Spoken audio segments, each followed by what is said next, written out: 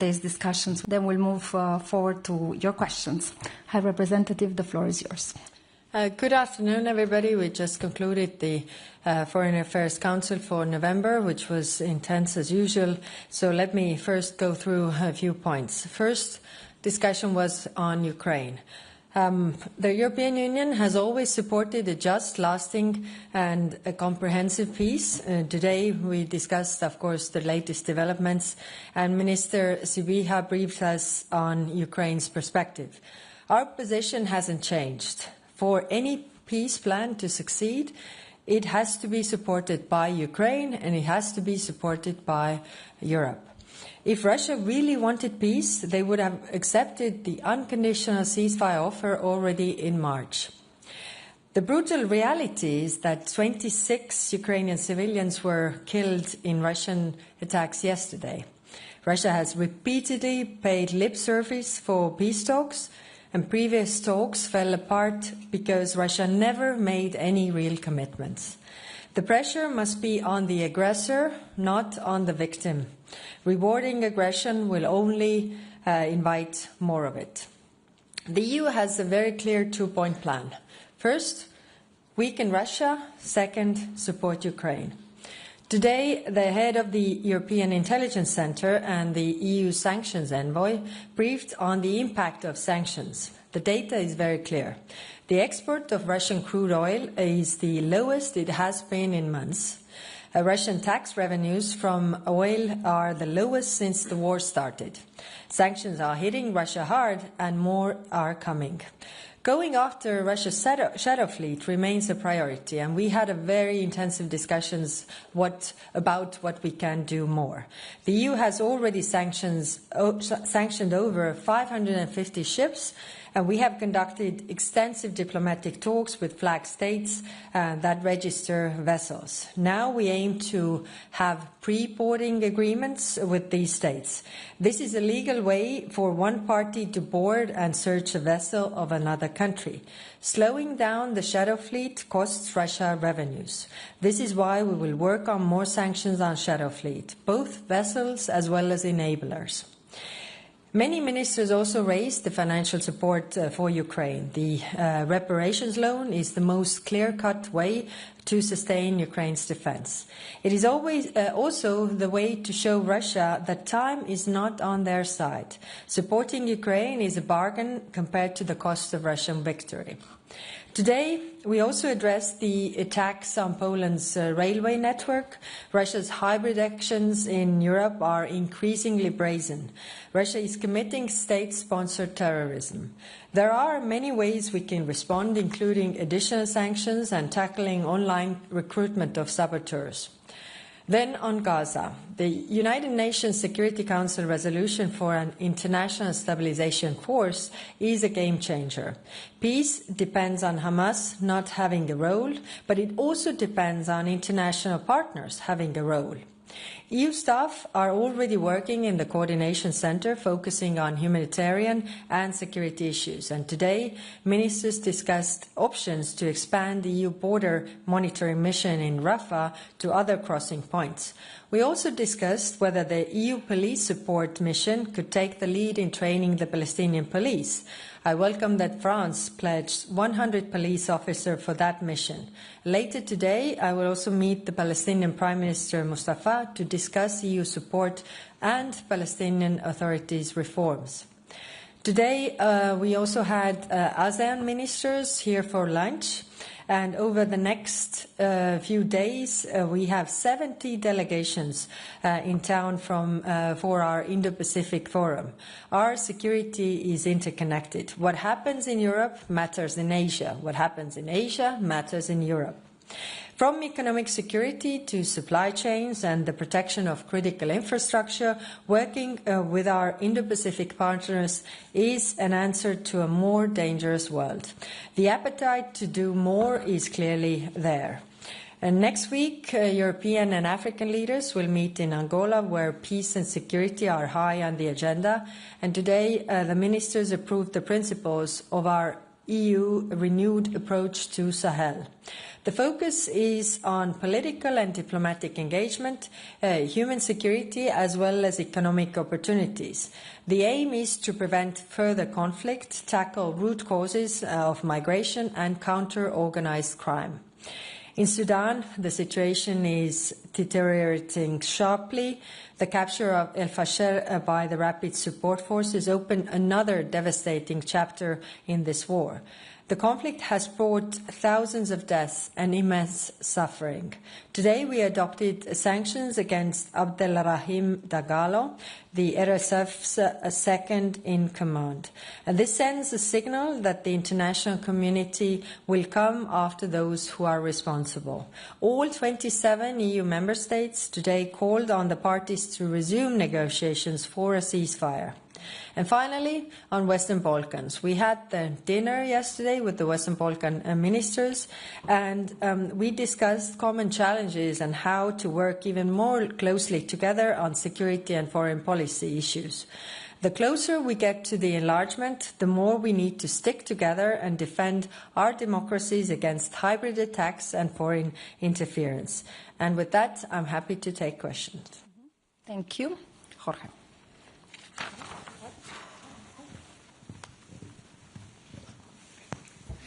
Hello, Jorge Liboreiro with Euronews. High Representative, I think today we all have a strong sense of deja vu, no? Because this story, we have seen it before. The United States and Russia, they work on a plan behind everybody's backs. The plan is unacceptable to Ukraine. Europeans are angry. They demand a seat at the table. The media writes that Europe is being sidelined. I mean, you know how that goes. And it's a problem for you, at least for your public perception. What exactly can you do to change this, to ensure that this doesn't happen again? Because the stakes at play here are enormous for you, for the European Union. So what do you think you need? You need a new strategy, new approach, new channel of communication. What do you need to do to ensure this doesn't happen and you really have a seat at the table? Thank you.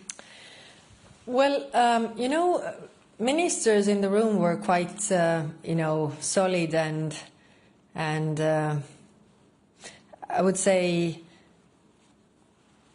calm about this, because we have seen this before, and because different peace plans cannot work if the Europeans and Ukrainians do not agree to this. So that's why we focus today's discussions on what are we doing and what is our course of action. Like I said, we have a 2-point plan. One is to pressure Russia, and today we discussed very intensively how to work on the shadow fleet, because we also had the head of intelligence, European intelligence, in our meeting, giving concrete examples and numbers how the sanctions on shadow fleet are really affecting Russian revenues to fund this war. And this is our approach, and that's why we focused on our approach. For any peace plan to work, it needs Ukrainians and Europeans to agree. Thank you. Gentlemen. Thank you so much, Alex Caddy for TVP World. I wanted to ask about the shadow fleet, first of all. When do you expect there will be concrete changes in the European powers' ability to actually impact these ships and actually make the difference you want to see? A second question on the Polish rail incident. You mentioned yesterday the example of Baltic Sentry, and you said we need something similar here. I didn't have a follow-up then, so I have a follow-up now. Could I ask you, are you planning a broader response to protect critical infrastructure like that Polish rail incident, which the Polish Foreign Minister just said was designed to injure, if not kill people? Thank you. Yeah. Thank you. First of all, on your first question, we already have a huge impact by this shadow fleet sanctions on Russian oil revenues, and they are using the oil revenues to fund the war. I mean, today we had the head of intelligence really showing in numbers what kind of effect it has. I mean, I just bring you one number. When we started with the shadow fleet, the first week, the effect, the revenues from oil dropped via the Baltic Sea and the Black Sea 30%, 30. And what we see, they are at the all-time lowest, but clearly we need to do more. It's not enough, but it clearly works. So I want to reiterate that. Now, on the protection and infrastructure, it's clear that infrastructure under the sea or the trains or all the infrastructure that we have, it requires a lot of effort to protect it along the way. So what are we doing? We are, of course, proposing new sanctions, but we also, share the best practices how to tackle the online recruitment. Because today we discussed also this. Who are those who are committing this? These are usually petty criminals that are bought off, to do these sabotage acts on behalf of others, and to really tackle that. And that is a national competence. But because some countries have more experience with that than the others, then to share the best practices and to really be vocal about this, that all these petty criminals cannot get away with this. If there are, I will not bring you all the examples that I have in my mind to save time, but clearly we can tackle this if we go via the online recruitment and how they work with those people who are actually committing the crimes. Mm-hmm. Right. Yeah.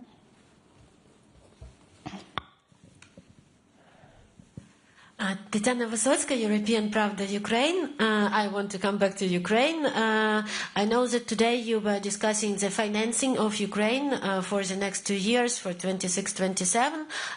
What is the main, the preferable for you option of financing of Ukraine? We know that there are 3 options according to the options paper presented by commissions.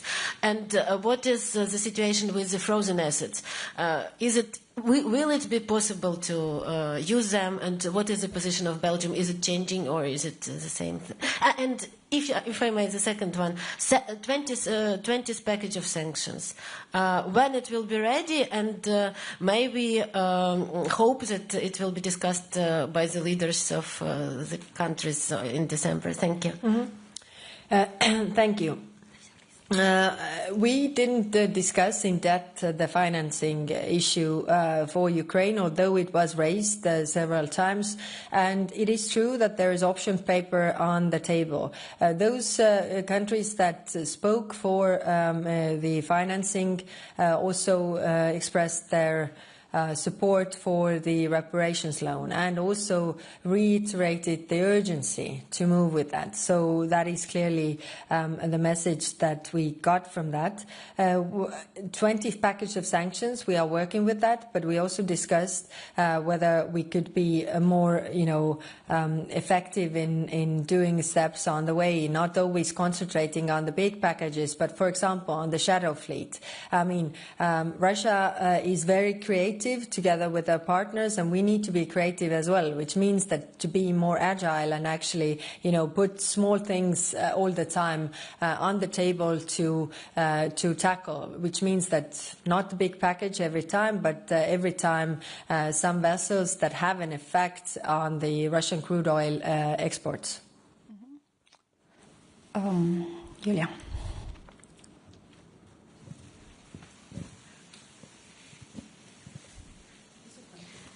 Julia Sarivan, Journal TV, Republic of Moldova. Moldova continues to be in danger as the Russian drone flew over its airspace and endangering our citizens. The same drone surveilled Romanian airspace. And also a note of protest was delivered to the Russian ambassador in Chisinau, but notes of protest doesn't help us and doesn't protect our citizens.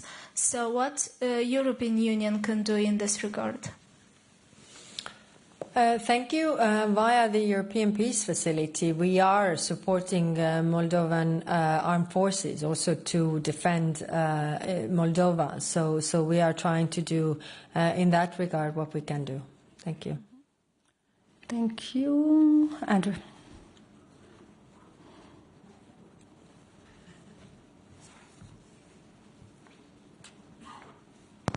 Thank you. Andrew Gray from Reuters.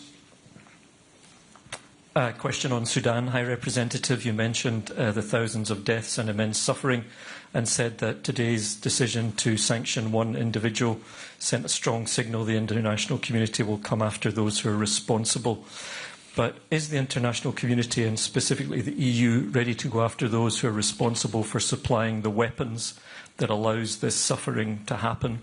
In particular, as you know, there are credible reports that the UAE is supplying the RSF group, which is responsible for the latest atrocities. Or is this a case of EU double standards where you will sanction countries that supply weapons to Russia, but not countries that supply weapons to an African militia which is accused of genocide? Thank you. Very good question. So, yes, all the member states who spoke today also referred to the enablers of the warring parties. I mean, these warring parties could not really engage in these atrocities if they wouldn't have the weapons that somebody's, their enablers are giving them. So, clearly, I mean, to stop this, we need to discuss what more can we do in this regard, and the reach out to the countries is what we agreed. The outreach, diplomatic outreach to those countries, and raise those issues to really stop this, and then we can see what more can we do. Thank you, Andrea. Thank you very much.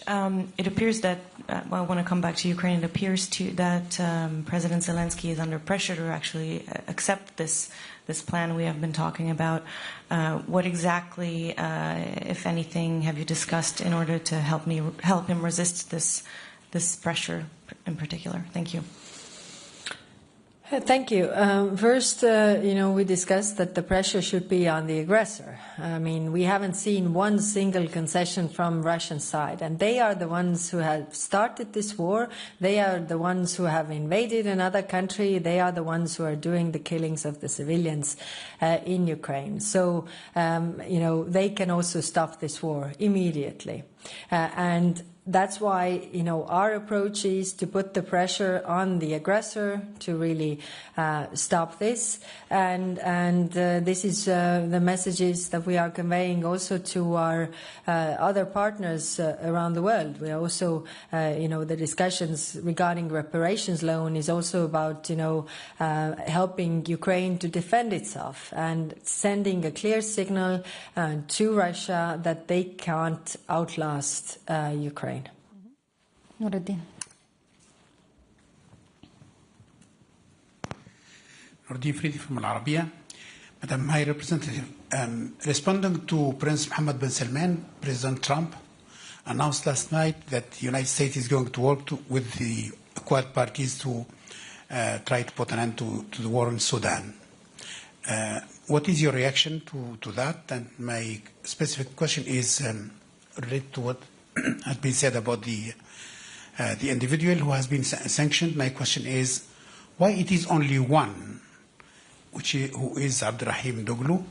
He's one of the three brothers who are leading the RSF. I guess your services knows them. And these three are on the top of the organization. They have the financial arm, they have the political leadership, etc., etc. Why it is not the whole leadership to be targeted in the sanction? Thank you.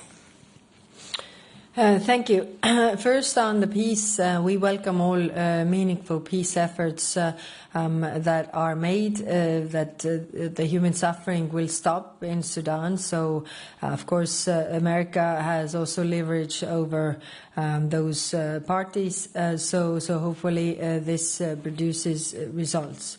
On your other question, I actually, I haven't been personally working on the personal sanctions, so I can't answer your question right now, but I will return. I mean, the overall understanding was that we should do more in order to stop this war. Thank you. Thank you, Angela, and then Thomas. In the back, sorry. Thank you. Angela Mauro of Post Italy. Good evening, High Rep. This morning you were asked if EU officials participated in the elaboration of transplant for Ukraine, and you replied that as far as you know, no EU official participated. At the end of this day, did you have time to check, and can you tell us exactly if you think and if you know if any EU official participated in this plan? Thanks. Thank you. Like I said, the discussions were very calm and focusing on the issues that we are doing, because we have been quite steady in our plans, whereas there are other things happening outside, but we have been very focused and stable in our plans, which was what we were discussing. No, to answer your question, nobody reflected that they were part of it, so no. Thomas. Thanks for the question. Thomas Kutschka with Frankfurter Allgemeine Zeitung. I have a number of questions on potential further measures against the shadow fleet. So, for instance, you've said that there should be continuous listings. Has this been agreed today, or do you expect a decision in December? How about the pre-authorized boardings? You've been calling for this for some time already. Do you now have a tasking so that you can start negotiations? And then member states suggested to also go after third countries that support the shadow fleet or actors in third countries. Has this been agreed? So basically, what's the way forward on this? Thank you. Thank you. Very, very good question. First on the rolling, the putting sanctions on the shadow fleet on more rolling basis than only in the packages. The ideas come from member states, and we agreed that they also provide the different ideas, and then we also work with the Commission to be more agile in this regard. The majority who spoke on that said that they agreed to this approach, that we do it faster. We don't wait for next package, because we saw and heard from the intelligence how these sanctions on the shadow fleet are really having an effect. We will work on that. Then, yes, it's true. I've been talking regarding this mandate to negotiate quite long, but in European Union things take time. And now we are at this point where we discuss this with the member states and we can proceed. Then also the third countries and the enablers, all the services provided to those shadow fleet.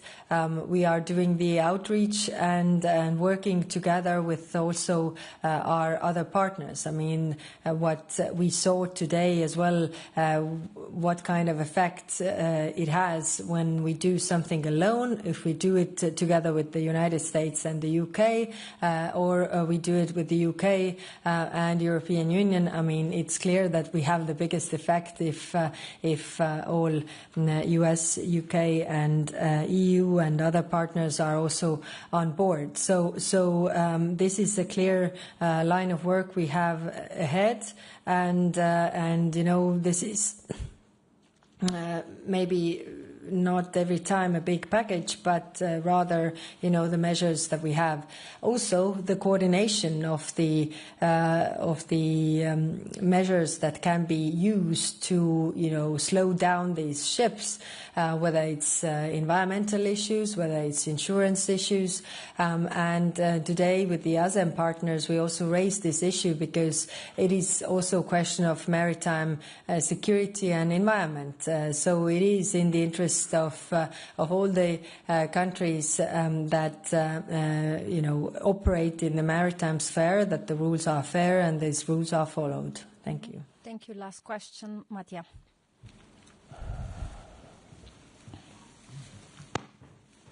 Thank you very much. Mattia Bagnoli, ANSA, the National Italian News Agency. Two questions I wrap again on Ukraine.